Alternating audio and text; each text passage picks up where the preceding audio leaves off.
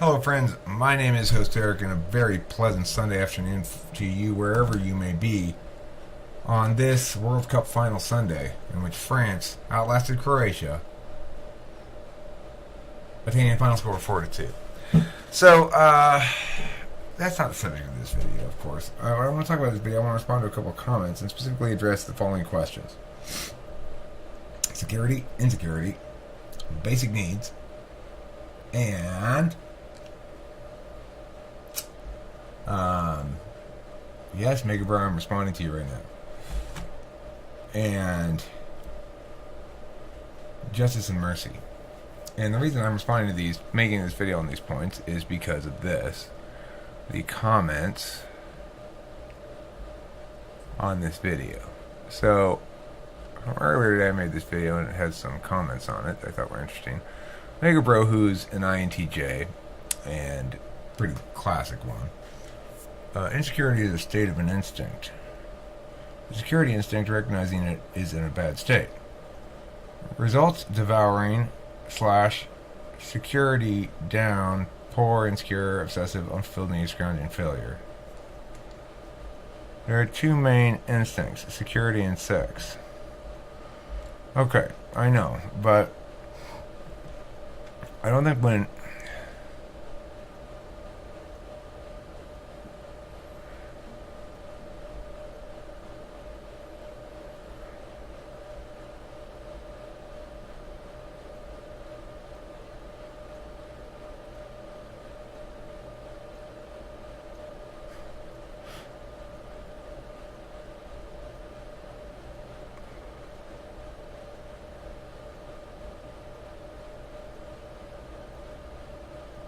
physical signs of methylation problems.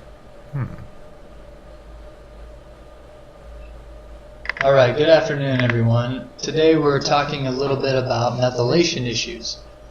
And since this topic is a very important one concerning health and chronic disease, I want to go over a few of the things to look for in a person that would give you an indication that they have a methylation problem.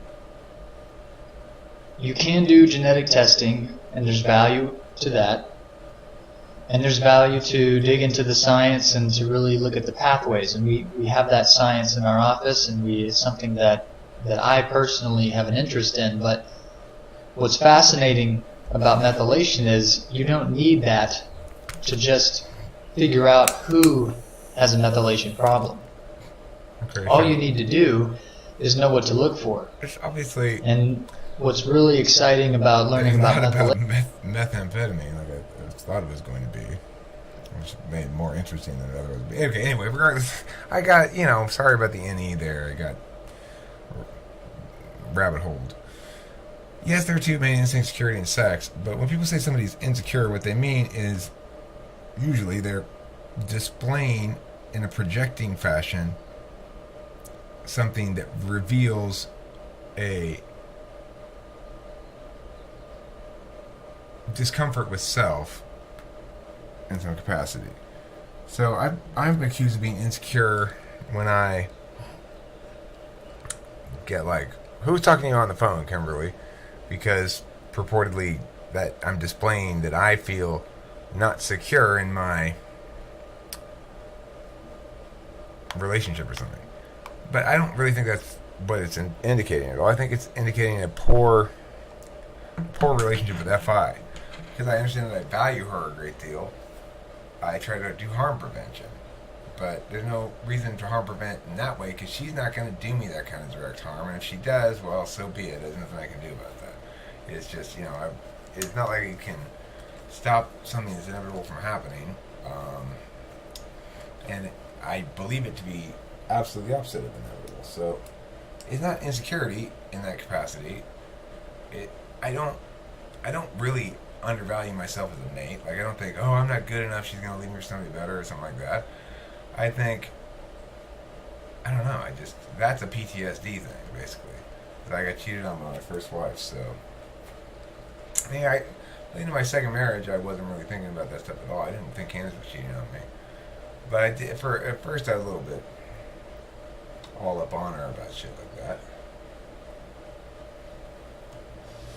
Anyhow, so the insecurity question, the reason I asked what's insecurity is because the way people use it is not linked to this. Because these two main instincts, security and sex, are binary, basically. There's absolute and relative. People concern themselves with relative security, not with absolute, in general, around here, anyway. And same with sex. It's an issue if you're not getting it. And it's not an issue if you are. So, in that capacity, I'm making a video. I'm responding to Megabro. Well, that's because I'm uploading videos concurrently. I'm just responding to a couple comments here on this video. And once the videos are done uploading, once I finish this video and these videos are done uploading, I'll leave here for a second so they upload faster. Then my internet will be fine once it's back up to par. Okay, so the second comment I wanted to respond to, I just want to say in general that I like Megabro's quirk code, as he calls it, although I think it's extremely revelatory of how he and I understand things very differently, because he's fundamentally saying these things are behaviors of individuals, as I do as well. You can't hear me?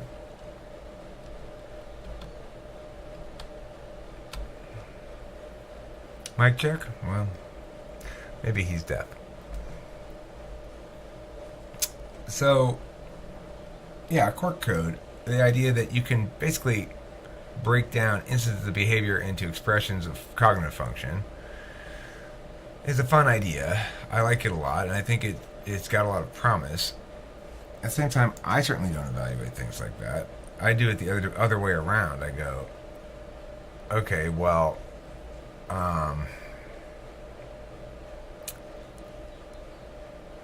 this sort of argumentation is indicative of that kind of attention. If you're habitually attending via X, then you will habitually value via Y. I'm more interested in the implied frames of the content of the language than I am in other things, like the problem I would have with quirk code, if I were going to object to it, would be that two people can say the exact same thing for different reasons, and it's the reasons that ultimately matter. Because, if I say that, if I do something that looks like a shaming thing, it might be a shaming thing in an FE capacity, as it would probably be determined by quirk code, but it might also be an authentic outrage. It's an FI thing, or it's hard to say exactly what we ought to attribute that behavior to, because behavior is not the real thing; it's the human that's the real thing. But I understand that on some grounds, there's a lot more precision to deal with the functions as though they were independent of the people. In some capacities, and in others, there's a lot less. So it's just Megro and I both have plenty of good ideas about ontology, but they tend to be very different from each other. Come from opposite angles. I see the attentional habits as being ontologically defining, whereas he sees, or presents anyway, the expressions as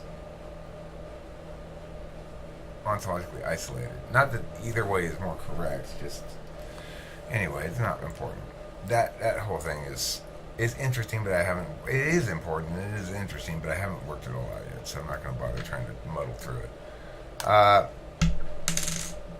The other comment I wanted to respond to was Jeremiah fixes. Oops, not that one. This one.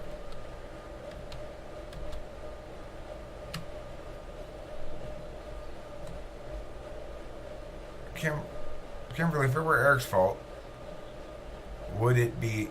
First he says, how can justice be justice without mercy? It's not. Mercy is an important component of justice, and depending on the nature of the injustice being responded to, justice sometimes ought to be left. I mean, the mercy ought to be left to the sentencing phase. That's where mercy comes into play, and I would be even in favor of a notion that after a verdict has been reached, say a guilty verdict, then the prosecutor's job ought to switch to joining the defense for arguing for mercy. But regardless, it's not. The thing is, you can't even begin to talk about the question of mercy until you come to a consensus about the issue of guilt. Kimberly, if it were Eric's fault, would it be worth dealing him a consequence arbitrary to the natural ones? I don't know what she would say to that. I don't think she'd understand the question exactly. But what he's asking there is, if Eric did do something bad, would it be appropriate to create an artificial harm that he has to incur as a deterrent or something? And of course, that would be, the answer should be absolutely not, because it wouldn't deter me. It would make me infuriated, and it would make me more likely to do it again in the future, just to make my point. Kimberly, why do you care about what people perceive? They see what they want. She cares about what people perceive because her tool function is FE. So it's how she operates in the world. She manages her understanding of other people's perceptions. Eric, why is objectivity conveniently defined by you? It doesn't have to be. I'll accept any definition that another person provides, provided it passes the reciprocal burdens test. In other words, it's got to actually do something meaningful. It has to be defined concretely as this and not that. And if I can use it in the same way that you can use it, fine. If it works as a definition, fine. The reason objectivity tends to be defined by me is, in fact, a matter of convenience. I actually have a definition of it. It actually does withstand scrutiny. It actually is logically consistent, and it passes the reciprocal burdens test. Eric, why don't you value others' perspectives? I do value others' perspectives. I value them a great deal. What I was trying to get across, and I never did successfully get it across because she doesn't listen to me and she interrupts me, is that I will win the FE battle on the larger frame. So there are times when you take a brief FE hit that ends up paying off in big FE gains later on. Being the one who disagrees with the group and stands up for the person being railroaded by others in the group will pay off handsomely eventually. You know, it's not instant. And so Kim needs to trust in my ability as a time wizard to manage that kind of shit and allow me to attain the sort of positive perspectives of others that she seeks my way. I'm never going to be able to do it her way. And if she wants to critique my FE stuff, then she needs to put all the stuff in a pile and measure it fairly. Is this a possession relationship? No. I don't possess her and she doesn't possess me. But we're both possessive towards one another, as is appropriate. It is a monogamous relationship. It's an exclusive relationship. So I don't try to be the parent and she the child. I don't try to tell her, you need to listen to me all the time and you're never right and I'm always right. I tell her, you need to be more fair. When you're right, you win, and I acknowledge you're right. And I expect the same thing. Look, objectivity can be defined in any number of possible ways. But if it doesn't make a meaningful distinction and allow us to use the term to parse shit out, then it's not a meaningful distinction to be made, obviously. The reason I define objectivity in a few different ways is because it depends on whether we're talking about a person being objective in their behavior, in other words, their language and their calculations, whether it refers to data that is either accessible or inaccessible to third parties. So how I feel really about this is subjective data because it's not accessible by third parties. And then the other way that people use objective is to mean of the object. That I like this is subjective. That it is yellow is objective. The attribute being noted here is one that is reliant on data that's either inside me or outside of me. And if it's entirely inside me, then it's not data others can reference. So that's why we define objectivity like the way I typically define it, is because it's used commonly in 3 different ways. It's used in a 4th way that's pointless, which just means more right or something, which is not what it means, and so there's no reason to even try to we shouldn't use it like that. Being objective does correlate with being more right, but it doesn't mean more right, and it only correlates with being more right in the appropriate context. The problem is a lot of people will get frustrated by the fact that I am mostly right and more right, and that I'm not afraid to tell people that. They get frustrated by my questions. I put a Facebook post up this morning to share a memory Facebook post from a year ago, and I really liked what I had written a year ago and forgotten about it, of course, but it said, when you avoiding my question means you don't like your answer. And that's true. That's really true. And Kimberly did not like the post because she avoids my questions sometimes. But the reason she avoids them, 100% of the time, the reason anyone avoids my question is because they don't like their answer to it, or lack thereof. So don't be blaming me for asking you questions about shit. Blame yourself for failing to answer them.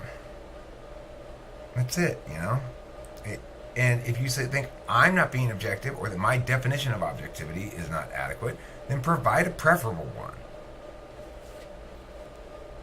It is more convenient to use the definition of the person who knows the definition of it, has thought about it a great deal, and can articulate all these perceptions of the matter clearly and effectively.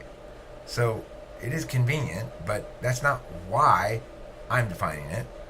From my perspective, I'm defining it because the definition I'm providing is better than any alternatives presented. As soon as I hear a preferable alternative to the ones I'm providing, I'll embrace it and make it my own. Why? Because I'm not attached subjectively to the fact that my definition of objective is mine. I'm attached subjectively to the best definition, the one that actually proves itself as useful and meaningful in discourse. So that's the answer to that question. Okay, thanks for watching. Don't forget to eat plenty of CHESE.